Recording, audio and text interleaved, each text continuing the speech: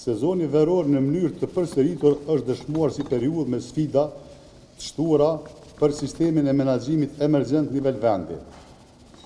Gjatë sezonit kaluar kemi pas të regjistruar dikun 11.466 vatra zjarri në territorin e Republikës së Kosovës, të cilat kanë kërkuar angazhim gjërinstitucional dhe ndërinstitucional.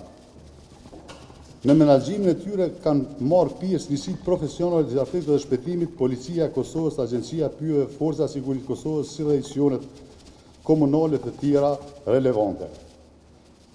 Fjala ndërhyrëse shpejtë dhe koordinimit efektiv ndërinstitucional, pjesa e madhe e këtyre rasteve është lokalizuar me menaxhimin e suksesshëm duke shmangur pasoja të rënda për jetën e qytetarëve dhe pasurinë publike private.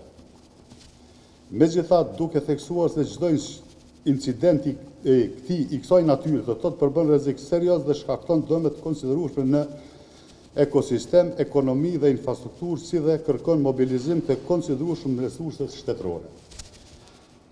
Megjithatë, duhet theksuar se çdo incident i kësaj natyre përbën rrezik serioz dhe në këtë kontekst mbetet shqetësuesi fakti se një pjesë e konsiderueshme e këtyre zjarreve kanë si shkaktar faktor njerëzor, qoftë përmes pakujdesisë, qoftë përmes veprimeve të qëllimshme të cilat cënojnë drejt për drejt sigurinë dhe mjedisin.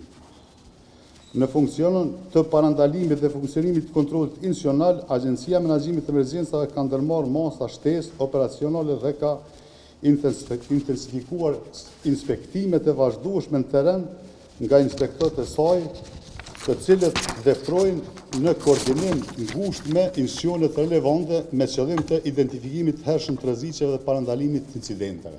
Në aspektin operacional, agjencia ka ngritur nivelin e gatishmërisë të gjithë strukturat e saj. Qendra operative emergjente funksionon pa ndërprer 24 orë në ditë, 7 ditë në javë. Qendra rajonale të menaxhimit emergjent ushtrojnë monitorim të vazhdueshëm dhe koordinim me nivelin lokal.